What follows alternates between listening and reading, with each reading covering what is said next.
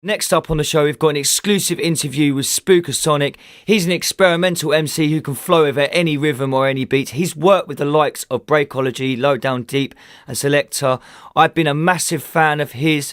We're going to be talking to him about what he's been getting up to and also about his newest tune, which has hit #1 on Channel AKA with the most requested views, featuring Vibe, and the tune is called History. So Spookasonic, when did you first start your music? First of all, hello Daniel son. On You're this right. lovely day, yeah, I'm sweet. When did I first start music?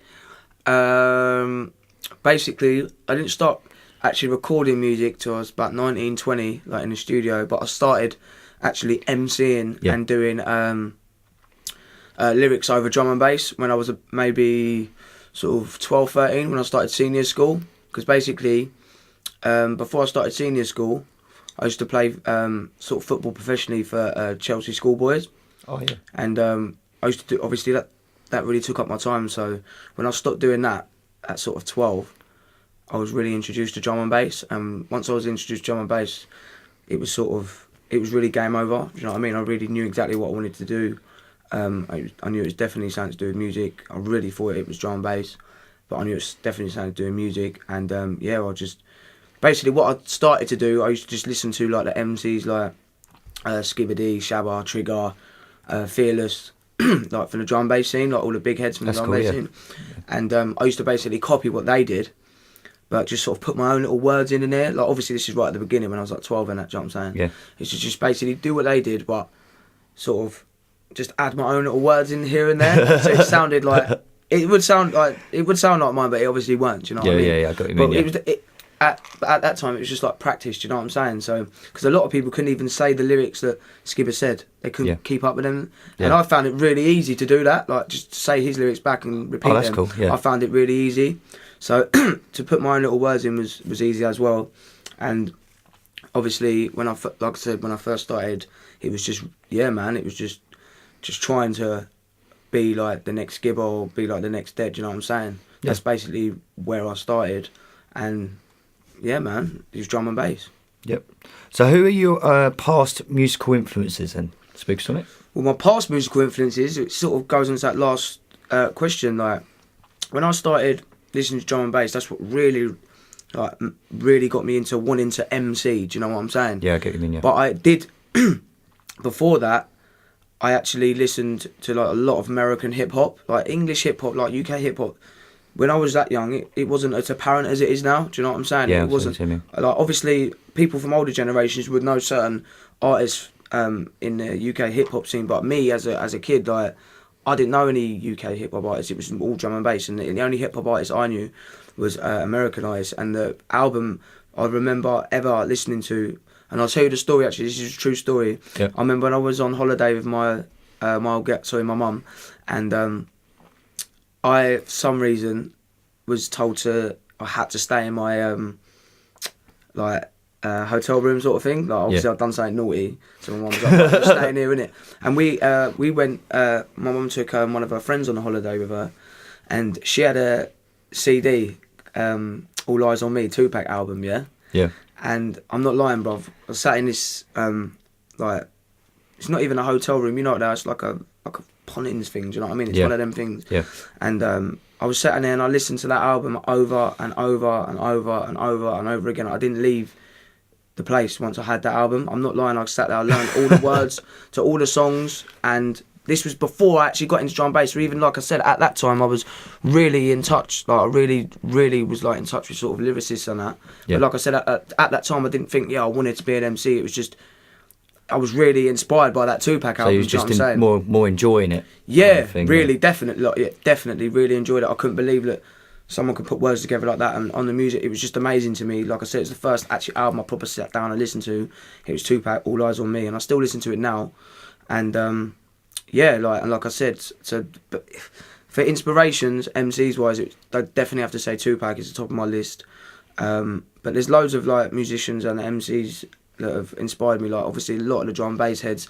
I mean, nowadays, MCs that inspire me are people like Getz. Mike Righteous is a massive inspiration. I mean, he comes from the same area like I come from, and the things that he's doing at the moment is just amazing. So to me, when I see things like that, that is a massive inspiration.